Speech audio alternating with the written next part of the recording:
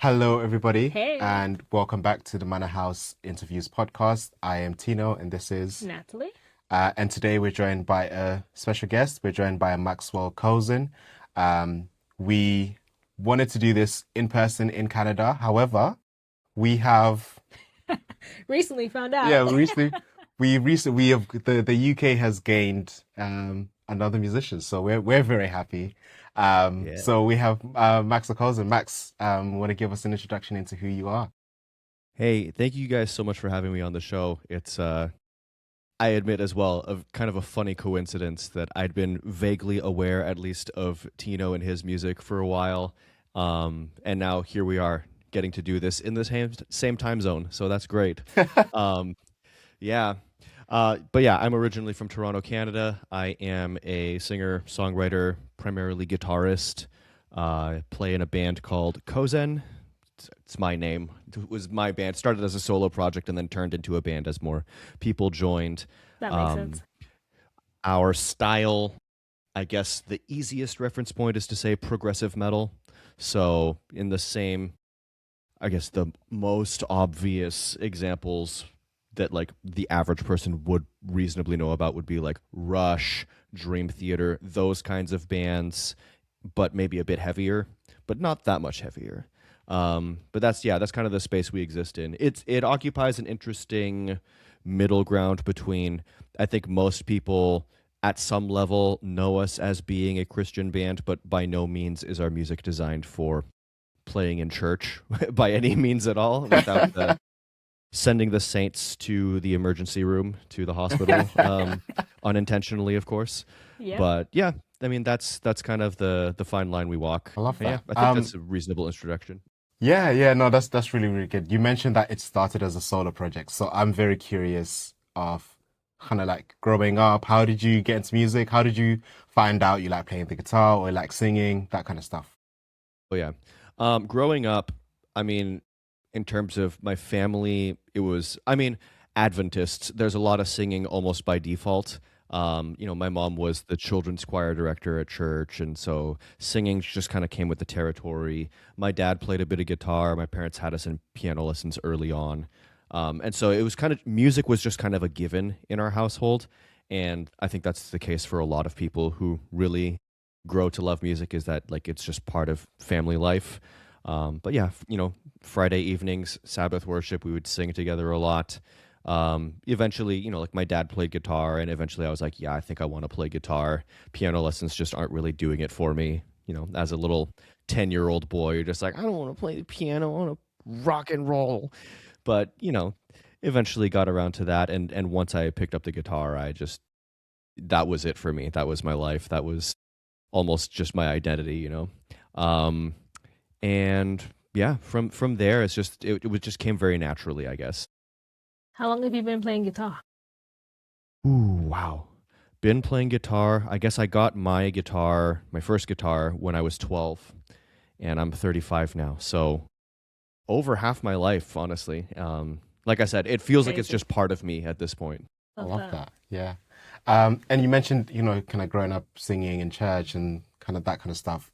Um, a lot of people we talk to, the stuff that they grow up listening to or the stuff that they grow up singing is the stuff that they end up making. But I'm guessing you weren't singing, progressive metal in your children's Sabbath school. So Yeah, no. talk us through that journey. Imagine. Yeah, totally. Yeah, I guess, and this is one of those conversations that I guess gets a little curious for an Adventist audience. They're just like, how do you end up in metal of all things? And I think that was, like my parents were not super, super strict as far as Adventist parents go. We consumed a lot of media from all across the spectrum. My dad took me to like my first rock concerts. Like he took me to see Bon Jovi when I was like 11 or 12 or something. So that was So dope. like, I was like, yeah, that's cool. I want to hear loud guitars. And that was never really treated in our household like it was some kind of contradiction. So I was just able to be like, oh yeah, I love Jesus. I like rock music. I what? And so and I guess the other thing too was that I had a very multifaceted exposure to music, in the sense that, like, my mom really grew up loving gospel music. So I grew up on Brooklyn Tabernacle and stuff like that. And, Yeah. Yeah. in my Yeah, teenage years. OGs. So I was in like, I was in that generation where the really popular metal subgenre was nu metal. So like Linkin Park, Limp Bizkit, POD, Korn, which was not heavy on guitar solos. It was very much just like rhythm and groove. And so for a little while, I thought like, oh yeah, I don't like guitar solos. I don't like shredding. I'll never learn how to do that. Also, that was just me compensating for insecurity because I didn't think I could learn how to do that. And so this really interesting thing happened where my dad introduced me to BB King. And so all of a sudden I clued in like, oh, blues, right, kind of the foundation of everything. And guitar solos there don't have to be flashy. They just have to have feeling. And it opened my mind to the possibility. I was like, no, it's worth learning the whole fretboard. It's worth learning my scales, and like learning this kind of foundational vocabulary that kind of undergirds like all modern music in a sense. And from there, I ended up, because of Toronto being what it is, I ended up connecting to a bunch of guys at the Toronto Central Seventh-day Adventist Church, which is squarely a very Caribbean church. And that got me like really, really deep into gospel music, started listening to like Ty Tribbett and Fred Hammond and all those guys, got really familiar with that. And so in my mind, I just love music, and I love how much of a broad vocabulary you can have if you appreciate it across the spectrum. So for me, especially when I came to appreciate the skill level that exists among gospel musicians, and then also, relatively speaking, the skill level that's required for like progressive rock and metal, and just like the dexterity you need for it, I was like, oh, they're actually kind of doing the same thing but for just very different purposes. Yeah. And so for me, I think that gave me that foundation of thinking like, okay, really what musicianship is about is taking this craft and being able to say things with a lot of depth and a lot of breadth, and being able to like capture the whole human experience. Yeah. And so to me, it felt like all of it really did belong together. And when I started the band, that I kind of left home in Canada, we kind of over time winnowed down to like 3 people. Like the band membership shrunk. But when I started it, my idea was like, okay, I've written all these songs. I'm pretty ambitious compositionally, so I need some pretty high caliber musicians. And what we ended up with was like a keyboardist and a bass player from the like gospel music tradition, and then a drummer and other guitar player who were very much from metal, and then me kind of in the middle. And I was just like, okay, let's see what it sounds like when these 2 types of musicians play together. Yeah. And that really helped us develop what our sound was early on. So yeah. That's really interesting. Like you saw the vision to merge the 2 worlds, and I guess Kozen is what came out of it. Pretty much. Yeah. Oh, I really like that. You answered a question that I wanted to ask, which is funny. Well, So I was gonna say, like, how did you find that sound? Because it feels like a unique sound, yeah. especially in the Christian space as well. For so many musicians out there trying to find a sound, especially as a band. Soloist is one thing, but then like you bringing others into it, it's like, Yeah. how are we all agreeing on what sound we want? Right. I mean, at one level, at least the how are we agreeing part does involve a little bit of quasi-dictatorial leadership on my part. Not to Fair throw enough. myself under the bus. Like, I try to be, collaborative and cooperative in my process. But I'm the lead songwriter, so I can kind of lay the groundwork of the core of a song and say like, okay, I do kind of live in both these worlds, and so I can talk to a metal guitarist like a metal guitarist, and I can talk to gospel musicians like gospel musicians. Like it was always funny to me because when we would be like rehearsing a song, or if we were learning a new song, I would talk to my gospel guys and be like, "Oh, guys, it's like I don't know, 4, 5, flat 7, and then back to the 6 and whatever. And that is meaningful to them, but completely meaningless to metal guitarists who approach theory from a very physical standpoint, where like, you know, the open low string is so vital to metal. Like 0 is a legitimate number in metal harmony, which doesn't make sense in like standard music theory. But yeah, it's just a lot of O's. So I had to kind of almost speak two theoretical languages there. But kind of to answer the question more directly, I think being in a band, properly speaking, like where there's a lot of people contributing the individual parts, in a way, you get to have the sound just emerge, because at some point I do have to take my hands off how is the drummer playing, how is the keyboardist playing, how's the bass player playing, and that means that I get other people's flavors by default. And so it's an interesting kind of push and pull dynamic between where do you really direct things and where do you just let people be themselves. And it's in that kind of dialectic that a sound emerges.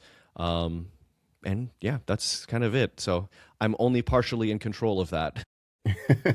I like that. It's like knowing as much as you can control part of it. There's a point where you're like, this is going to sound how it's going to sound, and trusting that you've pulled together the right people to get the right sound from it.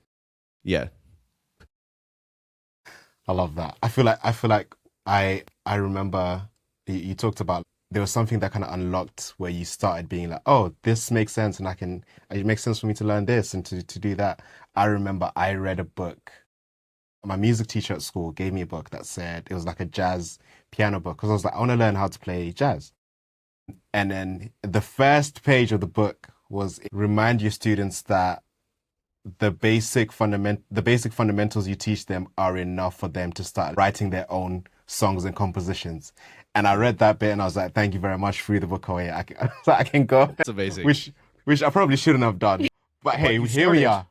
I started, right? which is the most important thing. So Yeah. I'm always curious as like, what was the point where someone kind of in their musical journey was like, oh, I have the tools and I can just go and make the music. There's no Yeah. excuse now. Yeah, I think early on, because I thought, like, once I clued into the idea that, like, being in a band would be so cool and having my own music would be so cool, from there, it was just like, oh, of course I'm going to try to write my own music. And I immediately began churning out trash. And thankfully, like, I gave myself the room to be bad, or to not be very good at it and be terrible at recording, and to just keep trying it anyways. Like, I'm sure if I could go find that old computer that had all of my like earliest attempts at songwriting on it, I'm sure I would be deeply embarrassed. But like, it's the same thing as like, okay, thanks, throw away the book. But I mean, like, I've been trying to write music basically since I was like 13 years old. So it's been a long haul. Like, you know, just riffs with really, really basic programmed drums. And I was like, oh, that's pretty cool. Like, it's that the fearlessness, that willingness to just try, that really does get you started, right? It really does set you on the path. And that's the only way to get good, is to accept being bad. Yeah. At least initially. So Yeah, so it's gonna be bad, but hey, I'm gonna try it anyways. And I'm gonna find there's gonna be something good in there somewhere. Right. Yeah, even just the obedience of, okay, I've been given this song, let me just do something with it, because you never Right. know, someone might need that song. right. Yeah, Yeah. I mean, I think the beauty of it is when you do just kind of take that leap of faith and take a chance on the gift you've been given. Like, there really is no telling how far that'll go. Oh yeah, 100%. Which is pretty cool. It might be time to find that old computer, Max, and Maybe. yeah, If you don't want them, we'll take them. we'll revamp some of those songs. All right, so the song we want to talk about today is As Wide as Zen. Yeah. From I believe it's the last EP before you guys took a break. Yeah. Yeah, I'm gonna call it a break. Sunwaves. Sunwaves. Oh, I love that. Oh, he's got the physical. Is that a physical CD or? This is a physical CD. Yeah, this is Love that. for all the CD players that everyone totally has and uses all the time. Can you talk us through what was happening in your life when you wrote this song in particular? Oh man. That song was surprisingly quick considering like our normal turnaround time. Like sometimes it'll take us years to get a song done. And that one, I think pretty much within 2024, one of my bandmates pitched the initial demo and then like we got it done by summer. But basically the way that happened was my guitarist, who was kind of a very, very active co-writer in the band, came up with an initial demo for it. And we kind of changed some things around. But as soon as I heard the first demo, I thought to myself, we have to do that. It feels like a natural continuation of what was previously, and I guess still is, our biggest song, To the Wind. And it felt stylistically like very, very similar to that. And I really wanted to capitalize on that. In terms of what was going on in my life at the time, first, I knew that this move was on the horizon. It wasn't like right on the verge of happening, but I knew it was coming up. And so I was thinking a lot about change, and I was thinking especially a lot about the prospect of having to put the band on hiatus, at least from live shows, for a potentially indefinite period of time, and therefore wanting to think like, how do I sum up this thing that we've been doing since like 2015? I started working on it in like 2014, like at least writing the initial songs for this project, and I wanted to, in a sense, kind of tie a nice little bow on top of the experience so far over the last like 9 years, which is why the title of the song is what it is. The kanji characters of my name. So Kozen isn't actually my last name, it's my middle name, but I just present myself as an artist as if it's my last name. But the characters there, the first one, Ko, can also be pronounced Hiro. So in my family, like all the men kind of pass that character down. Like my dad is Hiroki, my cousin is Kota, my grandfather is Koe, grandfather was Koshin. So it's kind of a thing that gets passed down through the family. And then the second character, Zen, it's not the same Zen as like what you'd associate with like Japanese Buddhism. It's a different character, but it basically means like virtue or goodness or something like that. So like wide virtue. Yeah. And so I was like, oh, okay, let me kind of name a song after the name of the band as a way of saying like, this is a statement of this is who we are cumulatively across the whole history of what we've been doing. And then obviously I had to not just be self-indulgent, but actually make a point with that concept, which is why, again, I was like, let me do something really, really unique with this song. I'm sure you noticed that there's more than one language used in the song. Yeah. And that choice was very intentional to kind of reinforce not only the like experiential point of the song, but the theology of the song, which I'm sure we will get into. But yeah, that was kind of maybe the biggest part of what I was thinking of was not an ending, but essentially trying to revisit what it meant to be in this band and make a sort of summary statement. Yeah, that's really interesting. Mm-hmm. But yeah, when I first heard it, it was the languages definitely stood out to me, because I was like, oh, okay, and then you hear a different language, because sometimes I'm expecting that to be English. I'm like, no, he didn't mispronounce like an English word. Yeah. That's a completely different language. And then you kind of catch it. So yeah, I thought that was really interesting. What languages are represented in this, and which band members do they represent as well? Correspond to? Yeah. So obviously the song is predominantly in English. And then I think there's little spatterings of like small things. Like I say hallelujah, which is technically a Hebrew word in the song. So in the lyrics, I just always put it in Hebrew.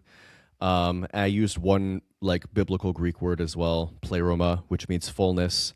Pulled that from Colossians chapter 1. Probably the most frequently used language in the song is Japanese by far. And so there's Japanese. There is one line in Tagalog, Filipino.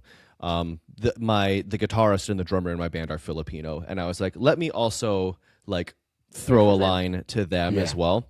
And then there's one word in the bridge of the song and a section at the end of the song that are a little hard to explain without explaining my cultural background.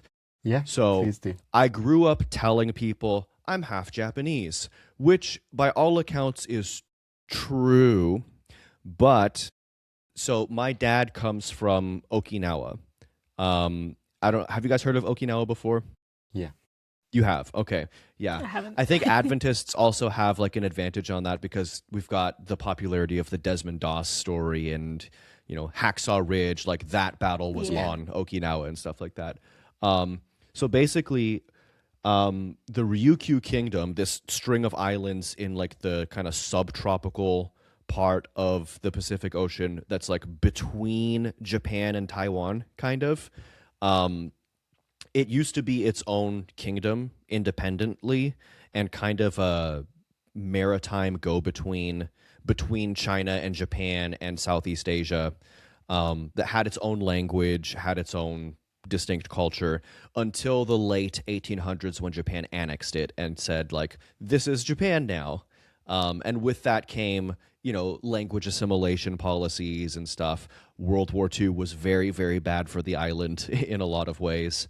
And then after World War II, there was this kind of extended American military presence that still technically hasn't left.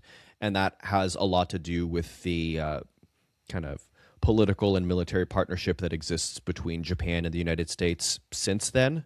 And so the Okinawan identity has been like very heavily assimilated into the Japanese identity.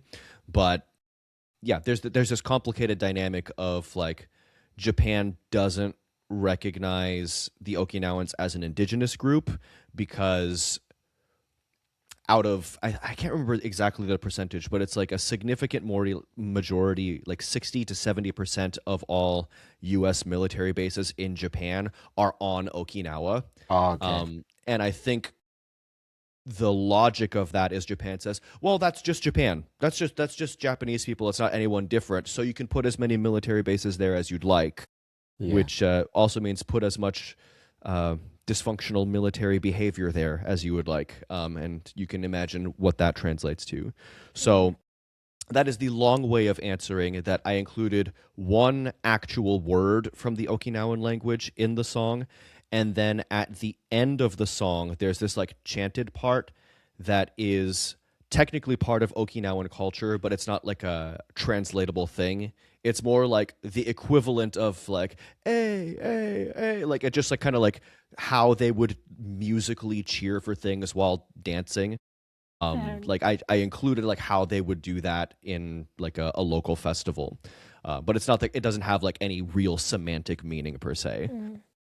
So yeah, it's like 3 or 4 or 5 something like that languages in the song Yeah. technically. That's very Yeah. cool. Yeah, that's beautiful. That's really, really beautiful. I think it for me, it's the reason it stood out is because I grew up listening to a lot of music from Southern Africa. So there's a lot of languages. So like obviously we have English as a connector due to British colonialism, but Right. within that, people will write songs and will weave in local languages, or vice versa. It'll be like a Shona song, and then there'll be an English section to it. So every Right. time I listen to a song and language switches, for me that feels very natural. But I also pay attention to it, and I'm like, there's a reason why this has been done. So it was very interesting, like, and very cool listening to that and hearing like, okay, yeah, there's different language being represented here. So one thing I'm getting is I think there's like a lot of thought put into the song, not just this song, but like a lot of the songs that you write, and making sure that like you're representing the idea of the band and the representation of all the different parts of not just your band members, but even yourself and the history behind that. I'm always curious, like, what is your process when you're now approaching a song? So you got the demo from your guitarist. What's Max's process of, okay, I've listened to this, I want to write something? Yeah. Lyric wise, I feel like I'm kind of all over the place. It's kind of scattered in the sense that my process will look different each time in a sense. I do prefer to type things down just because I can like copy and paste and move things around. But I will sometimes also sit down with a notebook and just kind of do like a mind map. Like I'll sit down, write down a bunch of words, and then start writing down related words. Or even just one thing I like to do is I'll take any instrumental that I've got and just record myself singing gibberish over top of it, or like gibberish that kind of vaguely sounds like words, and then listen back to it and be like, am I kind of intuitively saying anything? Are there words that just come to me and feel like they belong over top of this chord progression? And then from there, yeah, just drafting down words and stuff. Yeah, and then it's just a matter of because my band worked like we lived pretty far apart within Canada, so we worked long distance. So it was a lot of sending demos back and forth to each other, and just like everyone recording their own part at home, sending it and be like, "Hey, I added a guitar part," or "Hey, I added a whatever. I've got a chorus melody, but I have no idea what to sing in the verses," and stuff like that. So there's a lot of things like that. And because it's file sharing, I also had the option, like the structure of the song actually changed a few times, where I actually took certain sections that my guitarist had written. I was like, cut that in half, remove that part and put it at the end, or remove your end entirely and write a different ending based more on the verses, things like that, right? So yeah, it's I feel like every song in a sense kind of takes on a life of its own, but it really does kind of come back down to working with the recording process. Yeah.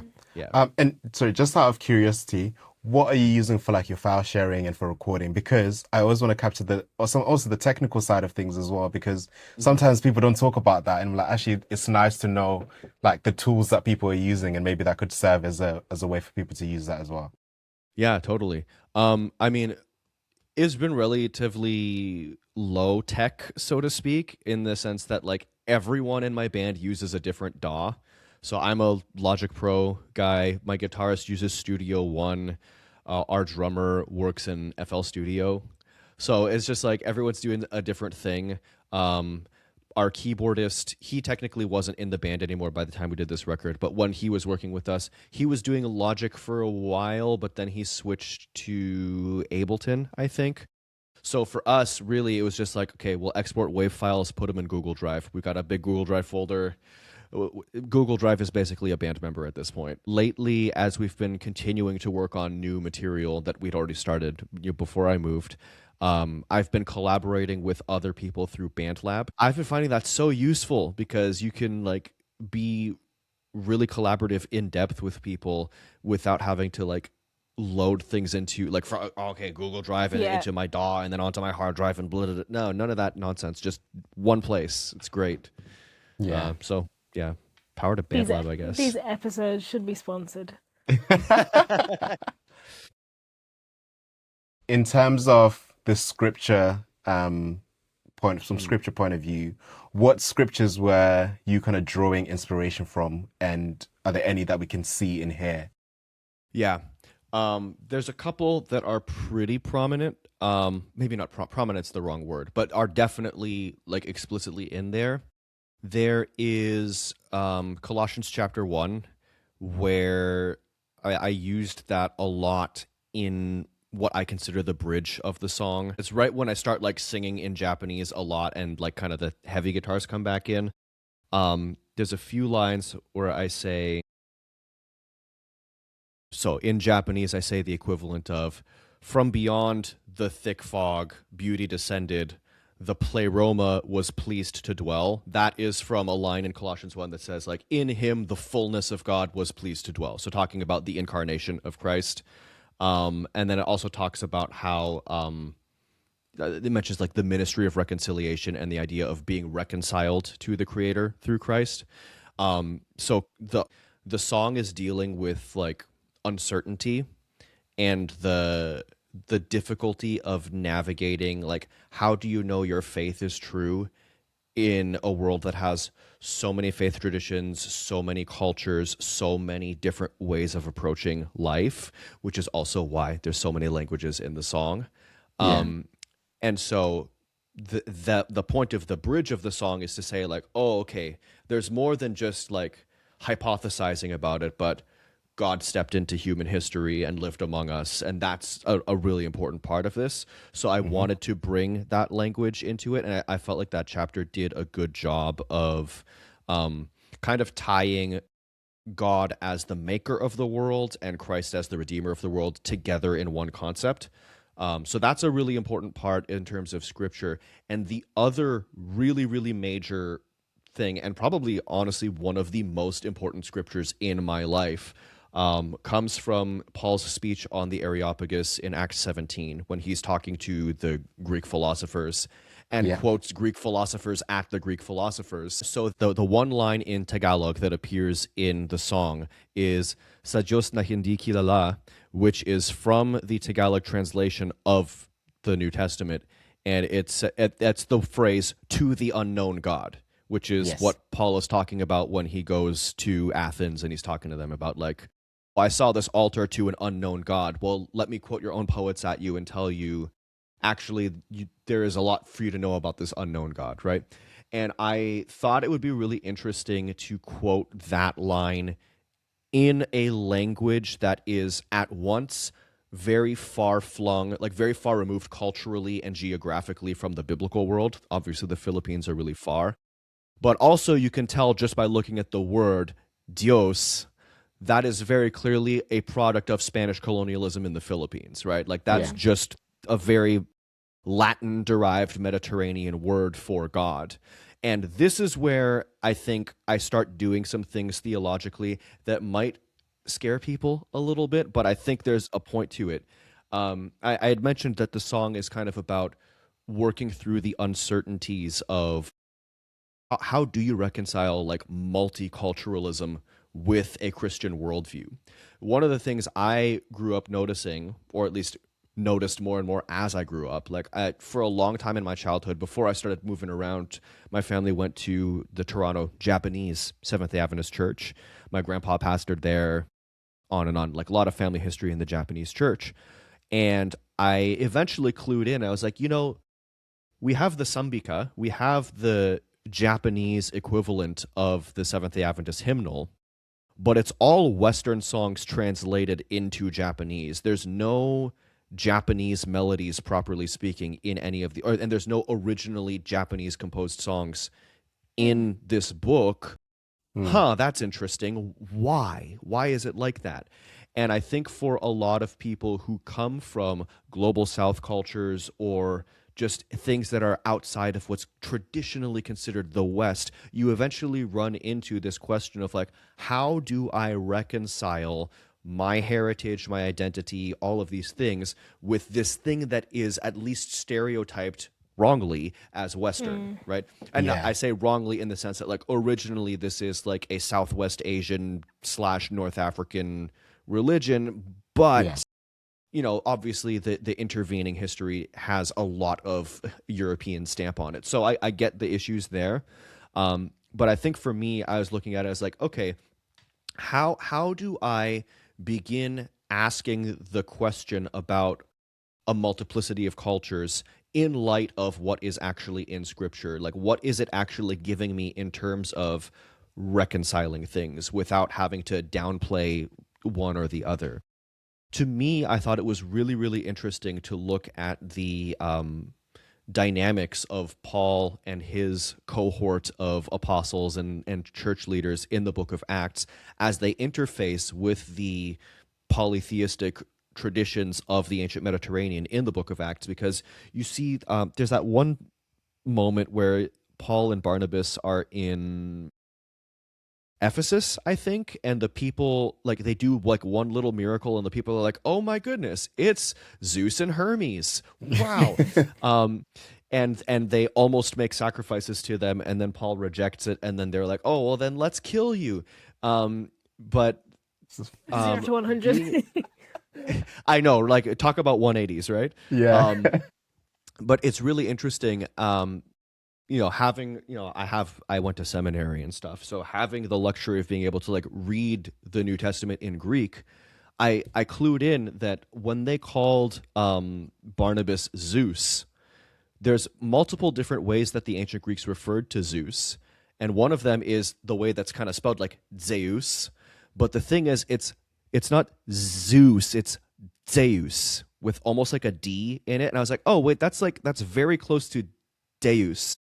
And when the Ephesians call Barnabas Zeus, the English translate it as Zeus, but there's another way of referring to him, which is Dias, like the equivalent of Dias. And I was like, wait a second, that's Dios in Spanish and Dieu en français and Deus in Latin. Like that's a significant portion of the Western Christian world still uses that word to refer to God. Yeah. Which is interesting because, like, if you're looking at it from within the world of the New Testament, that's a pagan name for God. That's a pagan name for God, and yet it became standard so much in like the Mediterranean parts of Europe that when the Spanish end up in the Philippines, now that name that used to belong to Zeus is now the name for Yahweh that gets introduced to these soon-to-be Filipino Catholics, and now you've got Dios all the way over here in Southeast Asia. Like, wait, what is going on? Who are we referring to? Who are we referring to here? And in the second verse of the song, there's a line that says, well, just the second verse says, "Sing hallelujah into the light that you've seen. I often wonder if someone is singing back to me." Like I'm talking to the sky. Who's actually up there? Who's talking back to me, if anyone? And then, sa Diyos na hindi kilala, to the unknown God, we take a chance on a name, not knowing if it would call itself the same. And it's that thing is like, okay, we believe that Scripture is revelation, but how much do we know for sure? And how much is just like our best guess working with finite human language, working with the accidents of history, working with our own mental cognitive limitations to try to understand something that's so much bigger than ourselves? And to me, that actually really relativizes the problem of feeling like, oh my gosh, we're using pagan names for God. It's like, no, we're just using the names that we've already tried to give to like this bigger reality that's above us. I mean, frankly, I grew up in a Japanese church, and so I grew up hearing God called Kami-sama over and over again. And it's just normal, like Kami-sama, like, oh, that's just God. But the Kami are the like nature spirits in Shinto religion, right? And then Sama is an honorific because how dare you call anyone anything but Mr. or Mrs., right? It's, like you gotta be respectful. Feel like some similarities between Japanese and Shona are so funny to me because I'm like, this is the same language. I feel like we're literally like certain things. So, for example, the word for God in Shona is Nwari, but then the way people would say it when I was growing up would always be Nwari Baba, which is Godfather. And like it was so rare that people would separate it. Obviously, like but like it was almost like a natural thing of you can't just do it as one thing. There has to be like a level of respect on top of the fact that you're saying God. Yeah, no, you gotta keep Mr. or Mrs. or like the parental honorifics on there, because otherwise, who do you think you are talking to your dad like that? What's going on?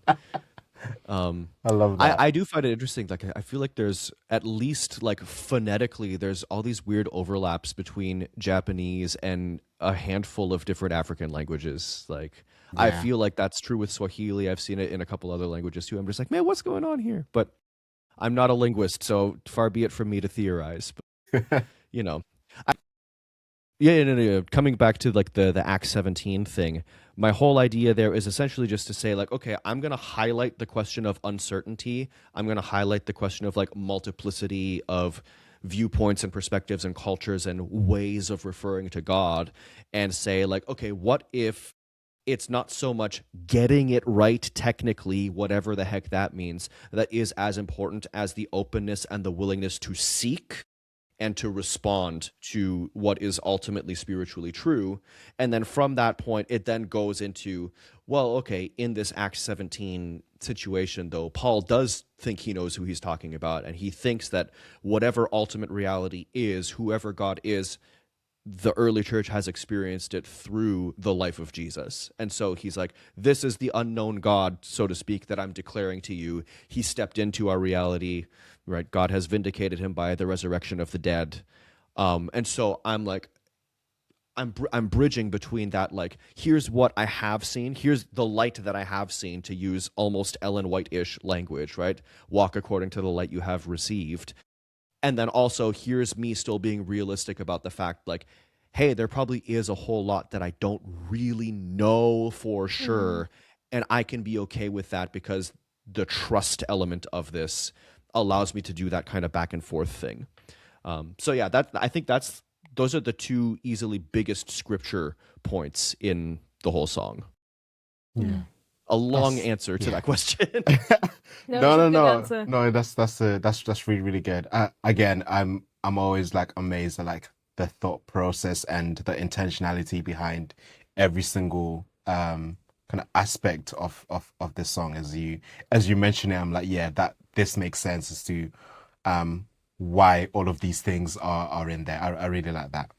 Yeah. Can I ask, what's your favorite part of the song? Ooh. That's so tricky. I feel like, I mean, it's a song, right? So all the parts depend on each other in a sense. I do like that. I do like that bridge part. We have a lot of stuff, like the chord progression really changes there. I like the guitar parts in that section.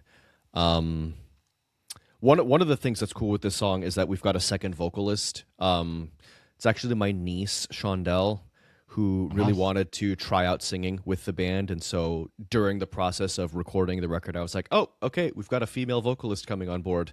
And she's on not all of the songs, but most of the songs on the record.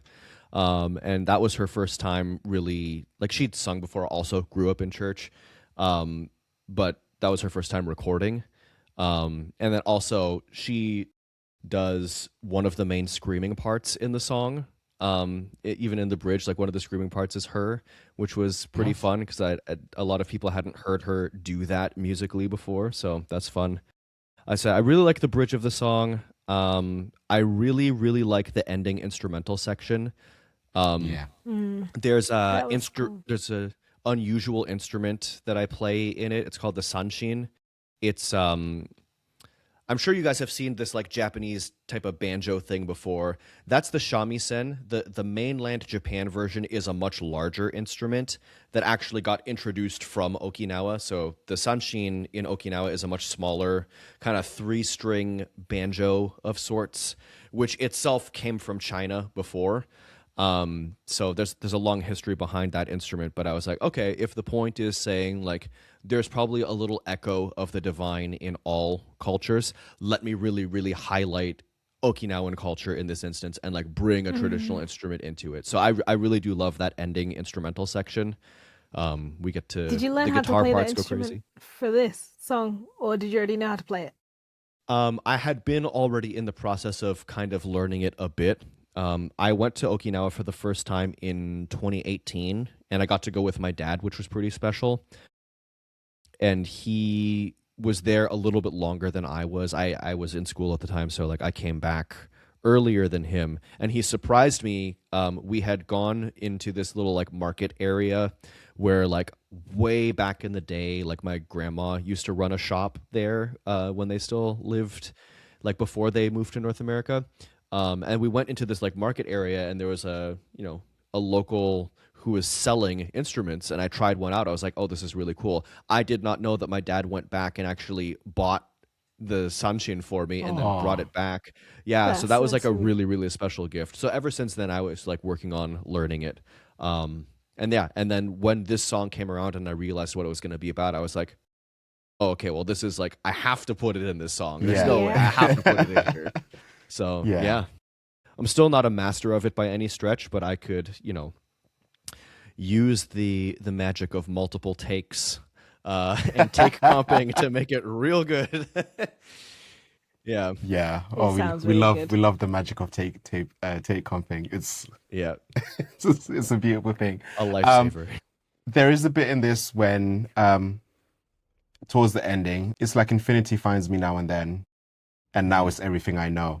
When I was listening to that, it reminded me of one of my favorite songs from King's Kaleidoscope, The Rush, that talks about kind of that it's a journey of someone, realizing that they have this apathy and they have a lot of doubt as well, but trying to get back to kind of like that childlike feeling of, I believe, even though I don't know everything, I still believe. And like you said, there is the light that I have and the things that I'm sure of. Yeah, I'm very sure of those.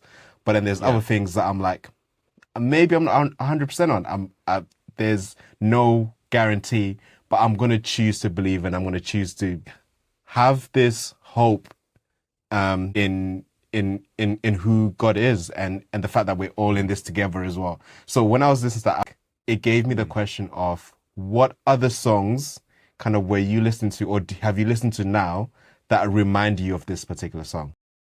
Yeah, that's actually really cool, and I do send me the name of that song because I do want to check that out. I'm very curious for seeing things in that kind of vein. The only other song that I can immediately think of that is like actually kind of was partially the inspiration for me writing this song is a song called Satellite by POD. Do you guys know POD? No? Would you recognize it if someone's saying, we are the youth of the nation, we not ringing a bell? Okay, fair enough. Fair enough. That's very early 2000s. That's yeah, it might be past people's time. They were like a really, really big band in that like early 2000s nu metal era. And they were one of the like few Christian bands in that space to get like mainstream big. But they had a song, it was the title track off of their album that came out in 2001, Satellite. And he talks in that song, I mean, he's also using ambiguous language to talk about a God that he does believe in explicitly Christian terms, but even just like the idea of a satellite, like some nondescript object that's kind of like circling the earth above you, and it can send signal to you and stuff, but you can't really see it with the naked eye when you look up there. Like it's kind of a very evocative image of God. And he talks about one of the lines he says in the song is that like only time will tell if it's truly for real. I can't change your mind. All I know, this is what I feel. Whether we're wrong or right, please keep my life in sight and never take your eyes off me. And I love this idea of like talking to God about like, I have all of these words and concepts that I would use to describe you and conceive of you. And yet here I am praying to you right now. And I know I can't wrap my mind around who and what you are. So even if I have completely misunderstood all of this, like, please at least keep your eyes on me, and like, I'm willing to trust you, not only with like, I think I believe the right things, but also I'm willing to trust you with like my own fallibility and trust you with the fact that like, maybe I'm wrong. And in that case, I just have to believe that you're good anyhow. And that, I think that really spoke to me and gave me also a bit of a desire to write a song like that.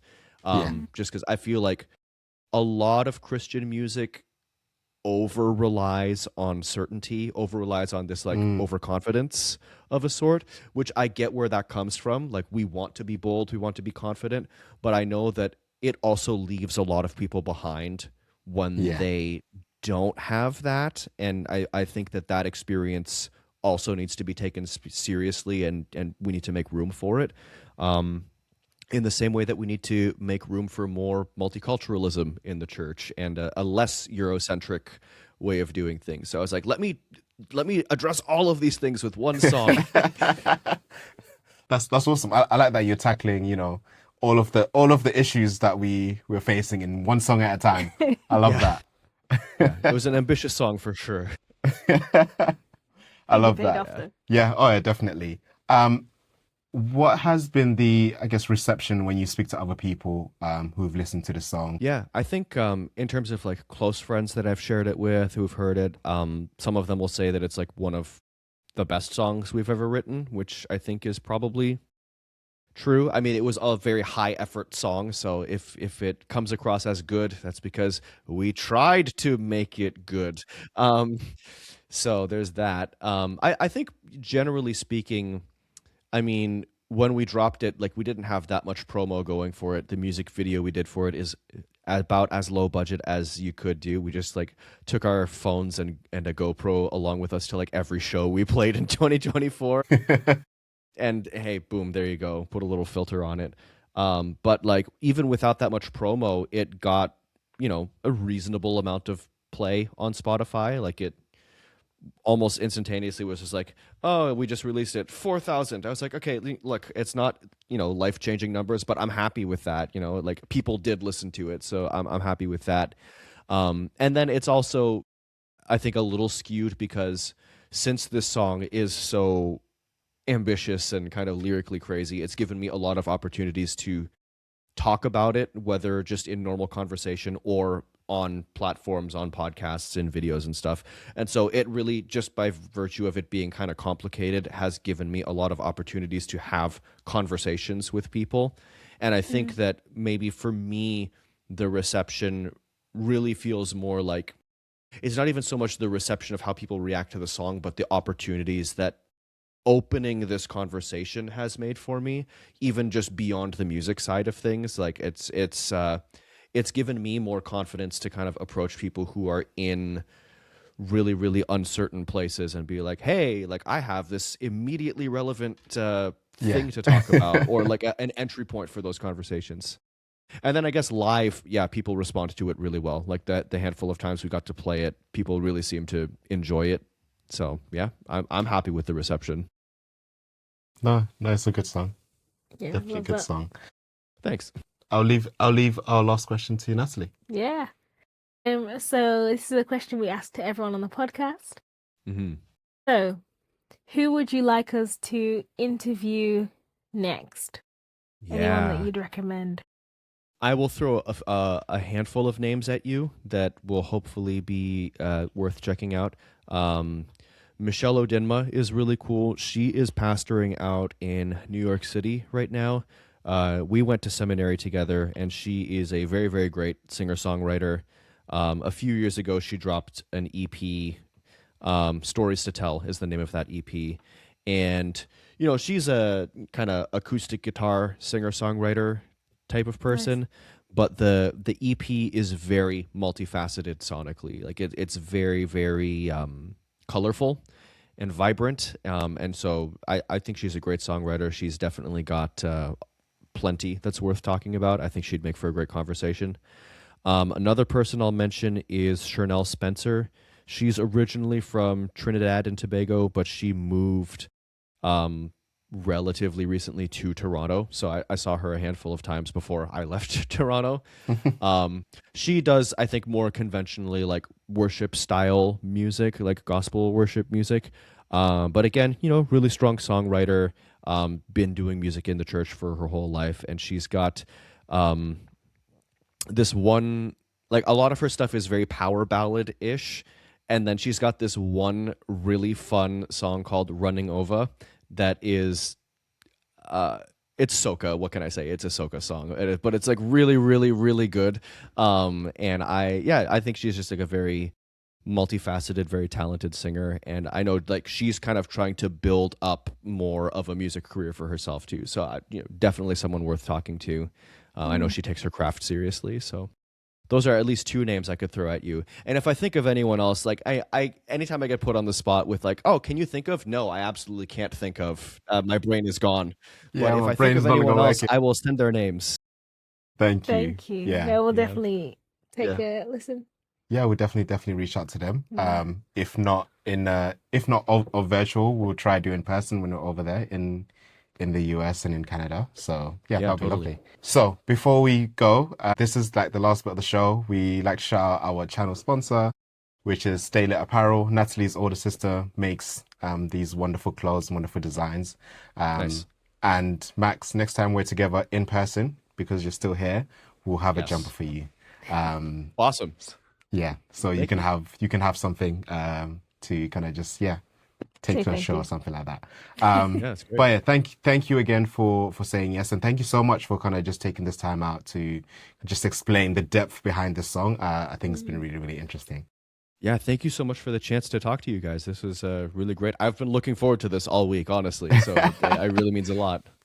Same, definitely. This is a bucket list of Tino's kicked off. or 100%. Hey, it's an honor to be part of it. Amazing. Thank you so much to everybody for watching, and we'll catch you in the next one. Awesome. Take care, everyone.